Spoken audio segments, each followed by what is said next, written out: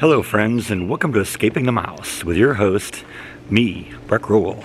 Alright, I've kind of decided what I want to do today. You may recall a few weeks ago, I guess maybe a couple of months ago, I built those elevated planters for my garden. But when I put them in, I never really considered irrigation. So today we want to do that.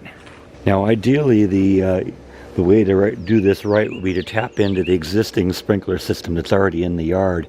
And the truth is, while I have 12 channels for my existing system for both the front and backyard, and I'm only using 11 of them, that means I technically could tap into it, and I have another channel to do that.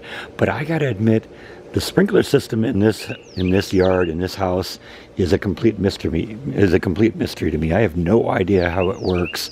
I built this sprinkler system in my house in California, and like I said, I have no idea how this one works. This one seems to be radio controlled rather than having a hard wire to all the controller valves and stuff like that. And I'm not sure where the pipes are routed in the yard or any of that. So until I have a better idea how to do that, I got to come up with some other solution in terms of doing the sprinkler system. So I think right now I'm going to do something temporary where I just run a garden hose out to it and then tap into the sprinkler system. But I can build the infrastructure in here, get heads in here, and get it all figured out, and then go from there. And I think I've kind of figured out what I want to do.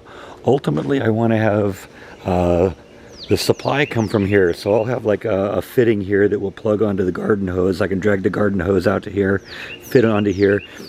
And what I want to do is I want to run a piece of PVC across the back wall here from both sides, and when we get kind of into the middle of each one of these, I'm going to go in and down to the ground, and then route under the dirt. We're going to put a head here, a head there, and then also when we go there, we're going to put a head there and run one over to there, and then we're going to do the same thing on both sides. So there's going to be 8 heads here. One of the concerns I have is I want to make sure the water is getting everywhere. And if I only put a couple of heads here, and say I have a head here that shoots at a 90-degree pattern like this, and I have a plant here, then all the water is going to be hit that, and there's not going to be any water getting out there. So like I said, I want to put a head at each corner, and that means I'll get the best coverage. I might even do one here in the middle too. We can get like a half pattern, you know, instead of a quarter pattern, do it, have it just shoot one direction and go that way. We might do that too, but right now I think I'll start with just one at each corner. And I was kind of looking at the stuff I've got. I've got most of the pieces I need, but I do need to go get some sprinkler heads. I need to go get some PVC, and I need a couple of like custom heads that are certain or custom fittings that like go to the risers and stuff like that. So let's go to Home Depot. Alright, I'm back from Home Depot, and in addition to the things that I already had, I think I've got everything I need to do this. So lots of little bits and pieces to do this, but it isn't really terribly expensive. I think I spent all of about $50 for all of this. So this should get us going good. I already had the PVC cement, which is right there. That was we had purchased that a couple weeks ago when I put the lighting up on the house. In that case, I wanted to use it to keep the water out of the pipes. In this case, we're going to use it to keep the water in the pipes, but same basic thing, same basic idea. So I'm going to kind of lay this out now and figure out how I want to do it.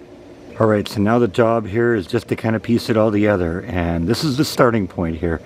This brass fitting is going to allow me to connect up to the garden hose, and then that's going to connect right onto the end of my PVC pipe. And I'm going to use PVC cement to connect that together. And like I said, we'll just piece it together as we go. But it all starts with this. Alright, so here's the basic routing of the first planter. Like I said, the water comes in here, it'll go down, split each way, and run the length and go to each of these individual heads. I'm also going to extend off of this piece over to the other one, and then we'll do the same thing over there. But I got everything basically placed into position. I actually did decide to go with the heads in the middle. So on the corners I'm going to have the quarter pattern heads, and on the sides here I'm going to have the half pattern heads. So basically the water will go this way but not that way, and that's kind of what we want. So all I need to do now is just kind of put that underground, and fortunately the soil is really loose because hey, this has only been in here for a month or two, so this isn't like when I had to dig the original thing and was spending hours and hours and hours chiseling through the hard stuff here. This is all really easy. I'm doing it with a simple little garden pick, and we should have this in the ground in just a minute or two. All right, a little time has passed. I got all of the risers into place, and we're going to clean up a little bit. And then what I want to do before I put the sprinkler heads on here and aim them is I actually want to hook water up to it, run water through the system just to flush out anything that might be in the system. You know, when you're cutting the PVC, when you're working with dirt, there's always the possibility you get some dirt in the plumbing. And so by leaving the caps off of by leaving the sprinkler heads off of the risers, I can flush that in, flush that with water, push everything out so it doesn't clog up the heads when we put the heads on. So I'm just going to kind of clean up everything, then we're going to hook up the hose and flush everything out, and then we can put the heads on and aim them. And then we'll see how well this works. One more thing, I realized I got the wrong brass piece for the end of this thing.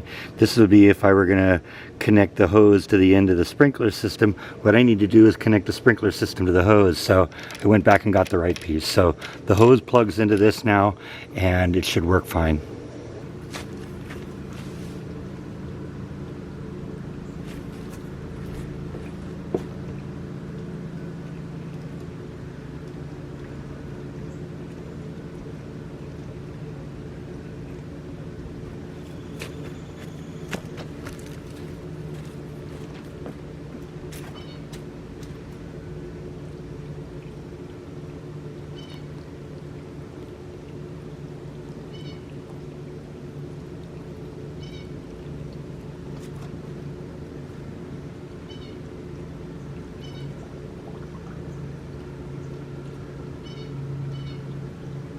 All right, there we go. Got the sprinkler heads installed. They're all working.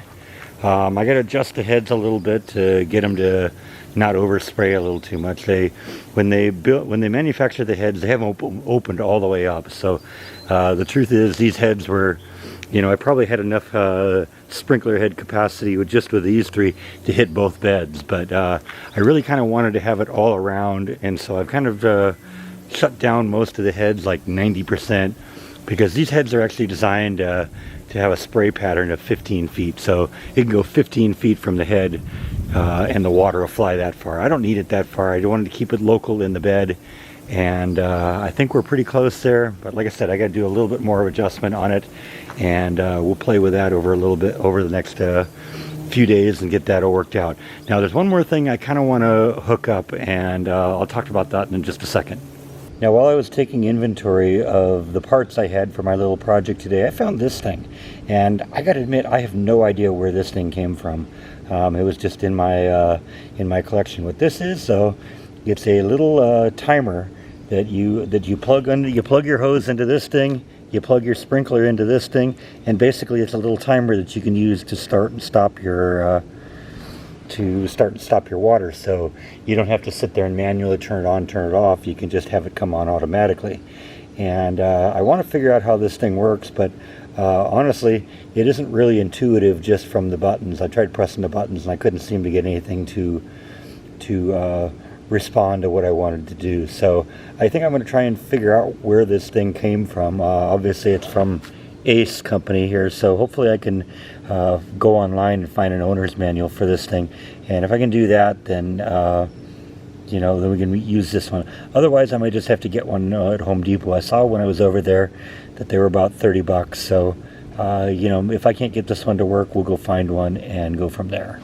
But next step, I think, is to go to the internet and try and find a manual for this thing. Alright, it turned out this thing wasn't as complicated as I thought. I actually started looking at it closer and realized that this is the cap that covers up the batteries. So once I figured out how to get the cap off and get access to the batteries, I replaced it with the batteries, and then everything started working fine. So I'm actually going to plug it into the hose right now, and let's see if I can make it work. I set the correct time, which is 3:55 p.m. right now. Set it to go on at 4 p.m. and run for 5 minutes, and then run for every 2 days. So I'm going to plug that thing in and let's see what happens. Alright, so I hooked this thing up and turned on the water, and honestly the water came on immediately, and then I realized I had it in manual mode here. So apparently you can set it to run immediately and for a certain period of time, and since I had done that when I set the programming for it, the water came on automatically. So I've disabled manual mode, and we're 1 minute away from it coming on, and it should run for 5 minutes, and so let's see what happens. Alright, looks like it works. So I'm going to let it run for 5 minutes, even though I've had it running for a few minutes. Just I want to make sure the whole thing works. So we'll let it go for 5 minutes and make sure it turns off, because that's the other end of it. If it comes on and doesn't turn off, then it isn't exactly working right?